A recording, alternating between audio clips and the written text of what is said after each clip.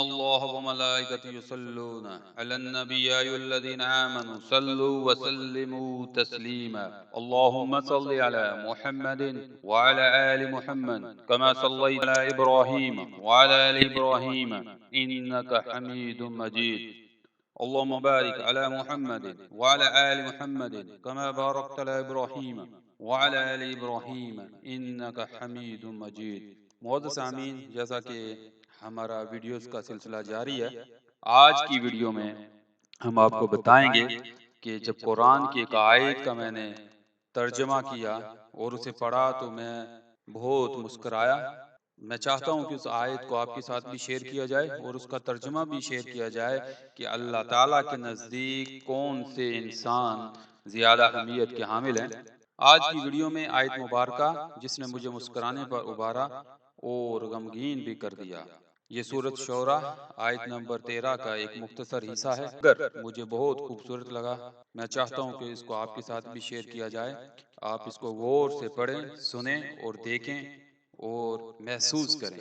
آیت مبارکہ کا وہ حسین ٹکڑا یہ ہے جہاں رب دو جہاں خالق کائنات اللہ عز و جل فرماتے ہیں اللہ یجتبی علیہ من یشاء. ایک بار پھر، اللہ یجتبی علیہ من یشاء. پتہ ہے اس کا ترجمہ کیا ہے؟ جن کو اللہ اپنی طرف چن لے، جن کو اللہ اپنی طرف چن لے. آپ کو پتہ ہے کہ کن کو اللہ اپنی طرف کھینچ لیتا ہے؟ کیا خوبصورت بات ہے. اللہ اللہ اکبر کبیرا والحمد للہ کثیرا وسبحان اللہ بکرۃ واسیلا. تمام کی تمام تعریفیں اللہ کے لیے ہیں جو اس پوری کائنات کا مالک ہے. معزز سامعین، جیسا کہ اللہ کسی کو اپنے لیے خاص کر دے، اس کو اپنے لیے چن لے اور اپنی طرف لے کر آئے، اللہ اکبر کبیرا. اس سے زیادہ حسین لطف و کرم، محبت، رحم، شفقت، ہدایت کون کر سکتا ہے اور کون دے سکتا ہے؟ اس کے بعد یہاں کوئی معمولی ہستی نہیں، رب کائنات کہہ رہا ہے میں اس کو مخصوص کر لوں گا، میں نے اس کو اپنے لیے خاص کر لوں گا، صرف اپنے لیے، صرف اور صرف اپنے لیے. یعنی کون کہہ رہا ہے؟ اللہ. سوچئے کیا کیفیت ہوگی اس انسان کی، کیا قربت ہوگی اور کیا شان ہوگی جس کو اللہ چنے گا اور اپنے لیے خاص کرے گا.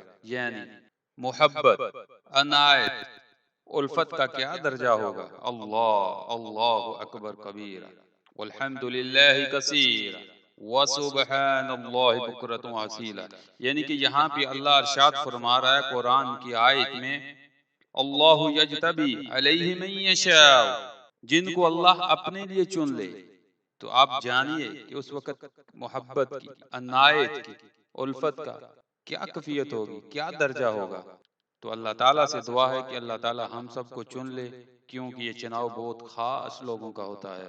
اللہ کے ہاں وہ خاص لوگ درجہ پاتے ہیں جن کو اللہ اپنے لیے چن لیتا ہے. اللہ تعالیٰ مجھے اور آپ کو اور تمام دنیا کے مسلمانوں کو دین کی دولت سے مالا مال فرمائے اور ہدایت عطا فرمائے، اور جتنے عزیز و اقارب ہمارے رشتہ دار پریشان ہیں، بیمار ہیں، ان کی سب پریشانیوں کو اور ان سب کو شفا عطا فرمائے اور ہمارے لیے دین کی سمجھ عطا فرمائے. اسی طرح کی اور مزید ویڈیوز آپ تک لے کے آتے رہیں گے. اپنی دعاؤں میں مجھے یاد رکھیے. جزاکم اللہ خیر.